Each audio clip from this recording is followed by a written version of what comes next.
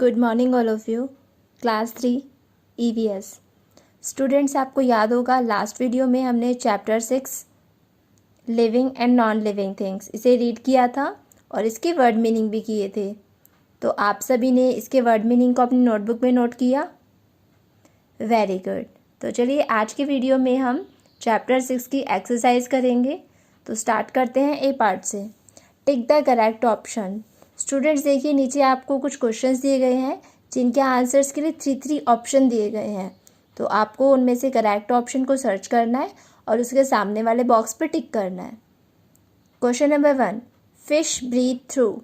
जो फिश होती है वो किसकी हेल्प से सांस लेती है? Option A lungs, B stomata, C gills. बताइए, हमने कल चैप्टर में रीड किया था फिश का ब्रीदिंग ऑर्गन क्या है? गिल्स। तो आप ऑप्शन सी गिल्स पे टिक करेंगे। Question number 2, plants reproduce with the help of. जो प्लांट्स होते हैं, पेड़ पौधे होते हैं, वो किसकी हेल्प से रिप्रोड्यूस करते हैं? मतलब अपने ही जैसों को वो किसकी हेल्प से बनाते हैं? तो इसका आंसर होगा ऑप्शन ए सीड्स, जो बीज होते हैं। तो आप इसे टिक करेंगे। हमें जो भी प्लांट उगाना होता है तो उस प्लांट के बीज सीड्स को हम मिट्टी में डाल देते हैं तो वो प्लांट उगाता है। तो प्लांट ने रिप्रोड्यूस किसकी हेल्प से किया? सीड्स की हेल्प से, बीजों की मदद से। Question number 3, the sunflower shows movement by facing the. Sunflower जो है, सूरजमुखी का जो फूल होता है, वो अपने फेस को किस तरफ करके मूवमेंट शो करता है?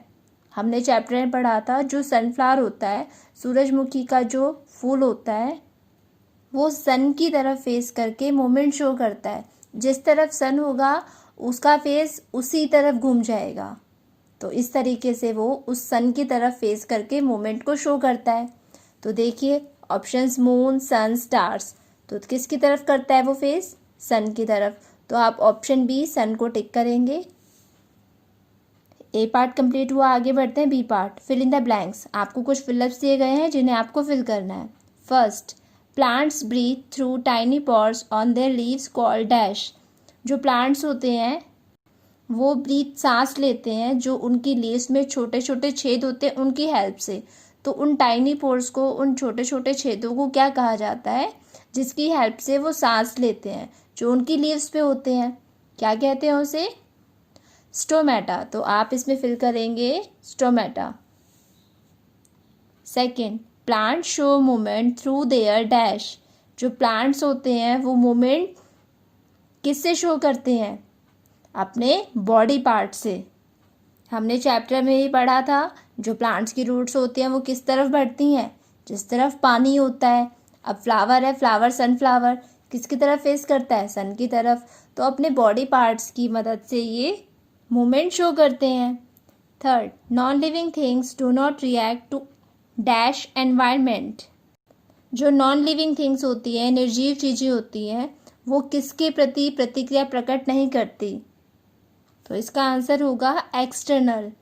एक्सटर्नल मतलब बाहरी, एनवायरनमेंट मतलब वातावरण। जो बाहरी वातावरण होता है उसमें जो क्रियाएं होती हैं उसके प्रति लिविंग थिंग्स तो प्रतिक्रिया करती है, रिएक्शन करती है, लेकिन जो नॉन लिविंग थिंग्स होती है वो कुछ रिएक्ट नहीं करती। ओके, आगे बढ़ते हैं C part. Answer the following questions. इसे आप अपनी नोटबुक में करेंगे।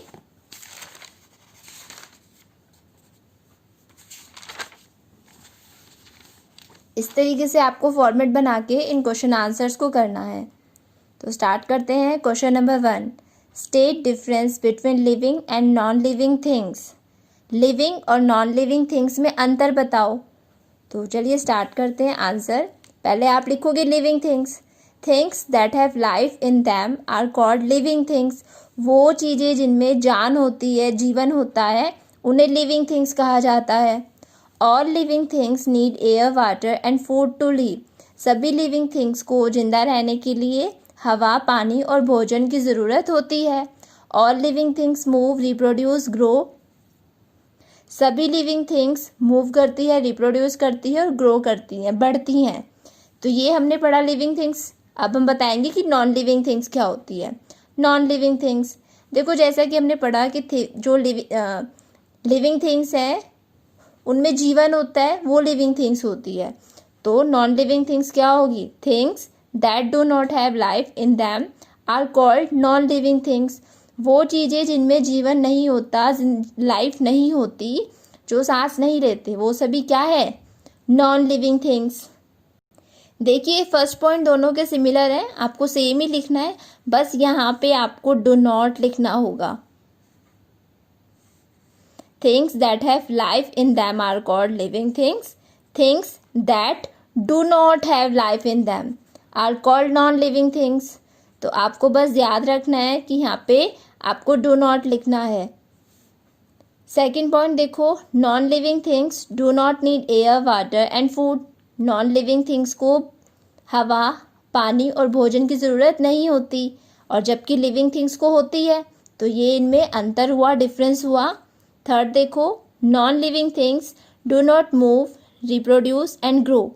जो नॉन लिविंग थिंग्स होती है ना तो वो मूव करती, ना रिप्रोड्यूस करती, और ना ही वो ग्रो करती, मतलब ना ही वो बड़ी होती है। Okay students, question number 1 clear है। इस तरीके से आपको 3 पॉइंट्स लिखने हैं लिविंग थिंग्स और नॉन लिविंग थिंग्स के। Question number 2, define classification. Classification को डिफाइन करो। क्लासिफिकेशन का मीनिंग क्या होता है? वर्गीकरण, बांटना, विभाजन। पढ़ा था ना हमने। तो अब क्लासिफिकेशन को बताना है कि क्लासिफिकेशन क्या है। Answer, classification helps us to understand the features of the things around us more clearly. जो क्लासिफिकेशन होता है वो हमें जो हमारे आसपास चीज़ें होती है उनके फीचर्स को समझने में हेल्प करता है। It is based on the common feature shared by the things. ये किस पे आधारित होता है? जो हमारे आसपास की जो चीज़ें होती हैं उनमें जो पाए जाने वाले कॉमन फीचर्स होते हैं, मतलब एक समान जो फीचर्स होते हैं, ये उस पे आधारित होता है। जिन जिन चीज़ों में कॉमन फीचर्स होंगे, एक जैसे फीचर्स होंगे, तो उन्हें एक ग्रुप में डिवाइड कर दिया जाएगा, और बाकी की जो चीज़ें हुई उनके फीचर्स एक जैसे हुए तो उनका ग्रुप अलग बन जाएगा। तो इस तरीके से जिनमें सेम फीचर्स होंगे उन्हें एक ग्रुप में डाला जाएगा। तो फीचर्स के अकॉर्डिंग चीज़ों को ग्रुप्स में डिवाइड करा जाता है, जिसे क्लासिफिकेशन कहते हैं। ओके, आगे बढ़ते हैं। Question number 2, describe breathing organs of some animals. कुछ एनिमल्स के ब्रीदिंग ऑर्गन्स बताओ, सांस लेने वाले जो अंग होते हैं वो बताओ। Answer, mammals. बताइए मैमल्स किसकी हेल्प से सांस लेते हैं? लंग्स। तो आप लिखेंगे mammals, lungs, fish, gills, insects, spiracles. तो आपको यहाँ पे इन एनिमल्स के ब्रीदिंग ऑर्गन्स लिखने हैं। ओके स्टूडेंट्स, चैप्टर 6 हमारा यहीं पे कंप्लीट होता है। आपको इसका ए और बी पार्ट बुक में और सी पार्ट जो क्वेश्चन आंसर्स हैं उन्हें अपनी नोटबुक में करना है। और आप question number 1, difference between living and non living things, इसे लर्न भी करेंगे। थोड़ा सा लॉन्ग क्वेश्चन है लेकिन ईजी है। जब आप इसे लर्न करोगे तो ये आपको ईजीली लर्न हो जाएगा। ओके स्टूडेंट्स, क्लियर है? तो चलिए आज के लिए इतना ही काफ़ी है। आपसे फिर होगी मुलाकात नेक्स्ट वीडियो में। Thank you.